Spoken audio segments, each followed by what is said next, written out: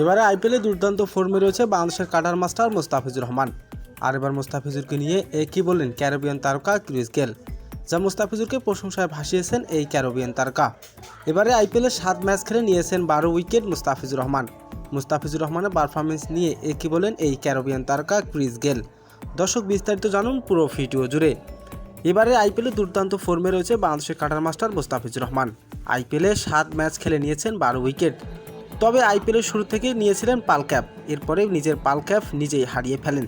তবে 28 তারিখে হায়দ্রাবাদের বিপক্ষে আবারও পাল ক্যাপের লড়াই লড়বেন মুস্তাফিজুর রহমান। এমন পারফরমেন্স নিয়ে ক্যারিবিয়ান তারকা ক্রিস গেল বললেন, মুস্তাফিজুরের বল কাটার স্লোহার যেটি ছিল অবিশ্বাস্য, যা মুস্তাফিজুরের বল আসলে অবিশ্বাস্য, তার বল মারা খুবই কঠিন। এমন প্রশংসায় ভাসিয়েছেন মুস্তাফিজুর রহমানকে। আর এবার নিজের পাল ক্যাপ নিজেই ফিরে পাবেন বলে জানিয়েছেন ক্যারিবিয়ান তারকা ক্রিস গেল। দর্শক, আপনাদের মতামত কি অবশ্যই কমেন্ট বক্সে জানাবেন।